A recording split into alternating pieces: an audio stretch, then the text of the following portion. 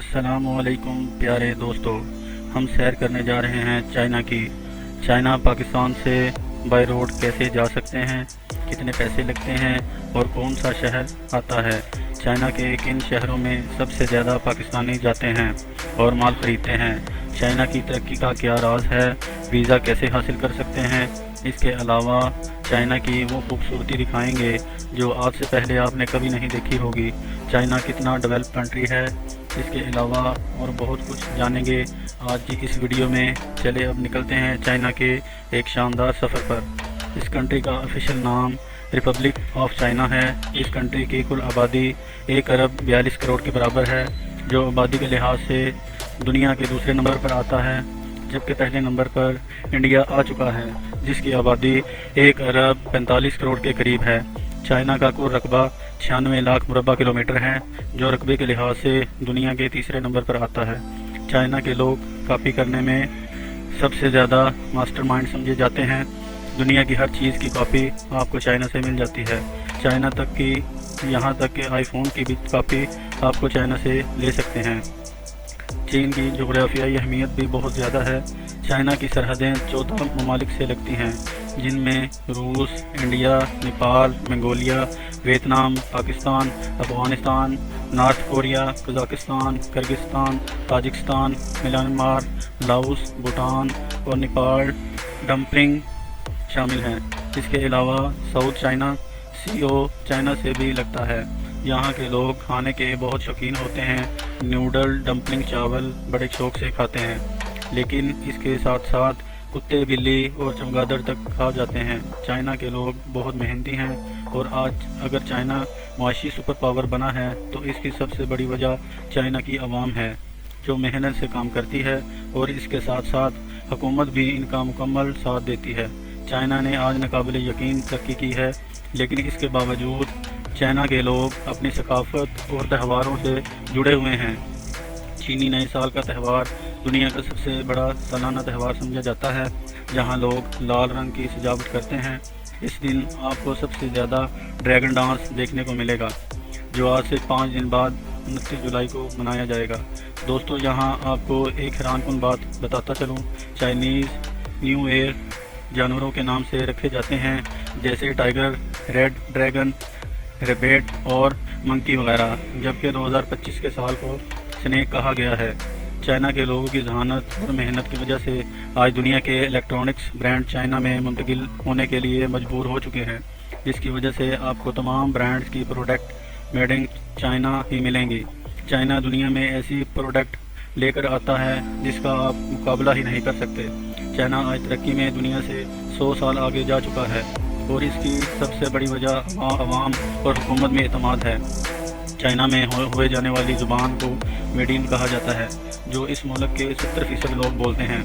اگر آپ چائنا جانا چاہتے ہیں تو آپ کو چائنیز زبان ضرور آنی چاہیے، کیونکہ یہاں کے لوگ انگلش کو زیادہ پسند نہیں کرتے۔ اسے دنیا کی سب سے قدیم زبان بھی کہا جاتا ہے۔ دوستو، آج انڈیا، پاکستان میں چائے بہت زیادہ پی جاتی ہے، لیکن کیا آپ جانتے ہیں کہ چائے کے اصل ممالک چائنیز ہیں؟ ایک روایت کے مطابق 2,07,037 سال قبل مسیح میں چائے کی دریافت ہوئی تھی اور یہ علاقہ بھی چین کا ہی تھا۔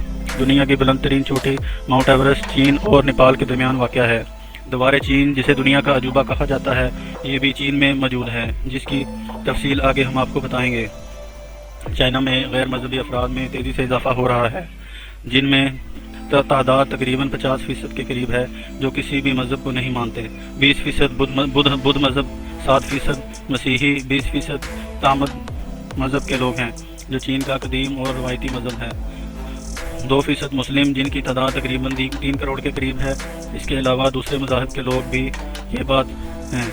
ایک رپورٹ کے مطابق 56,000 انڈین چائنا میں آباد ہیں، جن میں سب سے زیادہ لوگ شنگھائی شہر میں رہتے ہیں۔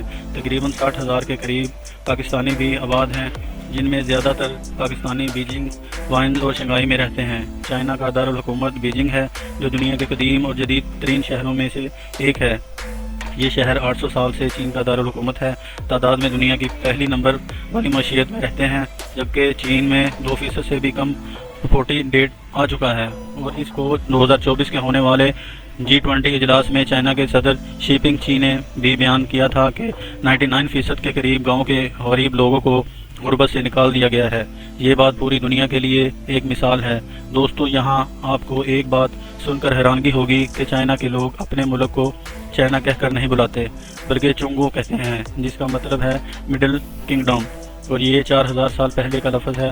بہت سے پاکستانی بائی روڈ بھی پاکستان سے چائنا جاتے ہیں۔ اس کے لیے سب سے پہلے آپ کو اسلام آباد سے بس لینی پڑے گی۔ فیصل موٹرز کی بسیں ہیں، آپ چائنا جا سکتے ہیں۔ China tourist visa, student visa اور بزنس ویزا افراد کرتا ہے، لیکن ٹورسٹ ویزا پر جانا بہت مشکل ہوتا ہے۔ کورس ویزا میں آپ صرف گروپ ہی ٹریول کر سکتے ہیں، جبکہ زیادہ تر پاکستانی بزنس ویزا پر جاتے ہیں۔ اس کو آن لائن اپلائی کرنا پڑتا ہے، جس کا لنک آپ کو ڈسکرپشن میں مل جائے گا۔ آپ کا تعلق کسی نہ کسی کمپنی سے ہونا چاہیے۔ 3 سال کی ٹیکس ریٹرن ہونی چاہیے۔ آپ جس بھی سٹی میں بزنس کرتے ہیں، اس سٹی کا چیمبر آف کامرس کا سرٹیفکیٹ بھی ہونا ضروری ہے۔ پولیس کریکٹر سرٹیفکیٹ بھی آپ کو لینا پڑے گا اور منسٹری آف فورن افیئر سے ٹیسٹ بھی کروانا پڑے گا۔ اس کے بعد لاسٹ میں بزنس انویٹیشن لیٹر ہونا چاہیے جو چائنا کی کسی بھی کمپنی کا ہو۔ سب سے بڑا ایشو بزنس انویٹیشن لیٹر کا ہوتا ہے۔ اس کو لینے کے لیے 4 طریقے ہیں۔ ایک طریقہ چیمبر آف کامرس کے ذریعے لے سکتے ہیں۔ دوسرا طریقہ آپ کے اگر کوئی عزیز چائنا میں بزنس کر رہے ہیں تو ان کے ذریعے بھی لیا جا سکتا ہے۔ اور تیسرے نمبر پر آپ کسی بھی کمپنی میں جاب کرتے ہیں تو آپ کی کمپنی چائنا سے بزنس لیٹر منگوا سکتی ہے۔ اور سب سے آخر میں طریقہ ٹریول ایجنٹ کا ہے، جس کے ذریعے آپ کو ویزا 1,77,000 چلے۔ اب یہاں سے آپ کو لے کر چلتے ہیں جہاں پاکستانی بزنس مین سب سے زیادہ سامان خریدنے کے لیے آتے ہیں۔ اس شہر میں سب سے زیادہ آپ کو پاکستانی نظر آئیں گے۔ لاہور کی شاہ عالم مارکیٹ کا تمام مال اسی سٹی سے آتا ہے۔ دوستو، چلے اب آپ کو دکھاتے ہیں چائنا کا خوبصورت سٹی جس کا نام چونگ چنگ ہے۔ اس شہر میں آبادی 3 کروڑ 30 لاکھ کے قریب ہے۔ اس شہر کی ٹرین بھی آپ کو بلڈنگ کے اندر سے گزرتی ہوئی نظر آئے گی۔ اس سٹی میں آپ کو بہت سی اونچی عمارتیں بھی دیکھنے کو ملیں گی۔ چائنا آپ کو ہر جگہ سے صاف ستھرے نظر آئیں گا۔ یہاں پر آپ 20 منزلہ بلڈنگ کی چھت پر بھی کھڑے ہوں گے، آپ کو ایسے لگے گا جیسے آپ زمین پر ہیں۔ یہاں پر آپ کو لوگ، دکانیں ہر جگہ نظر آئیں گی۔ اس چائنا کی سب سے ڈیولپ سٹی ہے۔ اس سٹی کے سب سے خوبصورت بلڈنگ جو آپ سکرین پر دیکھ سکتے ہیں، یہ ایک دن زمانے کی بلڈنگ ہے، ایک قدیم زمانے کی بلڈنگ ہے جو آج ٹورسٹ کی سب سے بڑی اٹریکشن کی وجہ ہے۔ آپ کو دکھاتے ہیں چائنا کا فیمس سٹی شنگھائی۔ یہ بھی بہت خوبصورت سٹی ہے۔ اس کی نائٹ لائف بھی بہت فیمس ہے۔ دنیا میں پانڈا کہیں بھی پیدا ہو، اس پر چائنا کا رائٹ ہے۔ اس کی وجہ یہ ہے کہ پانڈا صرف چائنا کا جانور ہے اور پوری دنیا میں بھی پانڈا موجود ہے۔ وہ سب چائنا نے لان پری ہی دے دیے ہیں۔ چائنا آج اتنا جدید ہو چکا ہے کہ کوئی سوچ بھی نہیں سکتا کہ آج بھی چائنا کی 3 کروڑ 50 لاکھ آبادی غاروں میں رہتی ہے۔ یہ نارن چائنا کے علاقے میں واقع ہے، لیکن ان غاروں کو بھی آج اچھے سے ڈیولپ کیا گیا ہے، جس کے وسط میں ایک صحن بنایا گیا ہے اور اوپر سے کھلا رکھا گیا ہے، اور باقی تمام اطراف میں کمرے موجود ہیں۔ بہت سے ٹورسٹ اس خنان کے علاقے میں آتے ہیں اور اس میں ہوٹل بھی بنائے گئے ہیں جہاں لوگ ان کی ثقافت کو قریب سے محسوس کر سکتے ہیں۔ موسم کے دور میں نوجوان لوگوں کو یہاں بھیجا جاتا تھا تاکہ وہ لوگ زندگی کی مشکلات کا سامنا کر سکیں، اور آج کے موجودہ صدر شی جن پنگ بھی اپنی جوانی میں اس علاقے میں رہ چکے ہیں۔ دنیا میں سب سے پہلے چائنا کو تسلیم کرنے والا ملک پاکستان ہے۔ چائنا کو آزادی 1 اکتوبر 1949 میں ملی، اسی وجہ سے چائنا پاکستان کا ہر مشکل میں ساتھ بھی دیتا ہے۔